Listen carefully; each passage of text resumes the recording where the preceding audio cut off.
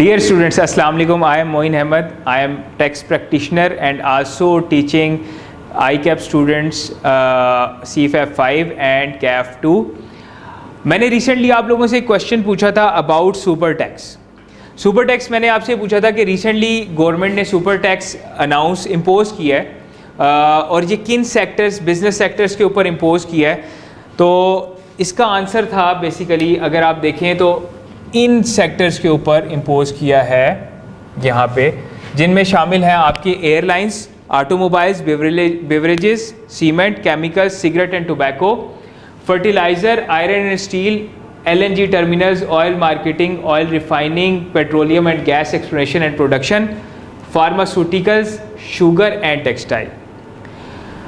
ये है जी इन सेक्टर्स के ऊपर, बिजनेस सेक्टर्स के ऊपर फॉर टैक्स ईयर 2022 और बैंकिंग कंपनीज के ऊपर इम्पोज किया है फॉर टैक्स ईयर 2023।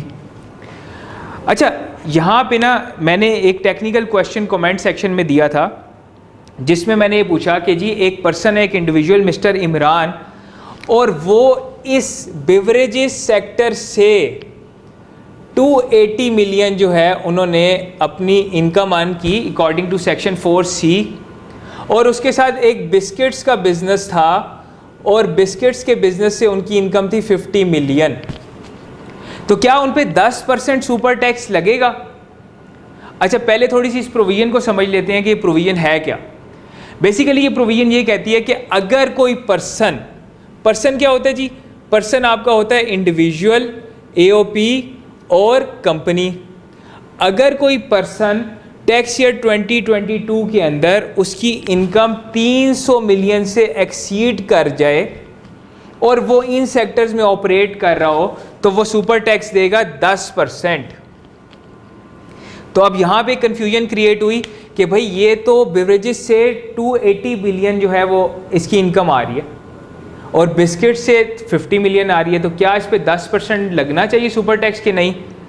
तो यहाँ पे आपने इसको इंटरप्रेट करना था कि यहाँ पे वो 300 मिलियन की इनकम किसकी बात कर रहा है? 300 मिलियन से एक्सीड जो इनकम करेगी, क्या वो इन बिजनेस लाइंस की करेगी या उस पर्सन की करेगी? तो यहाँ पे है जी फॉर द पर्सन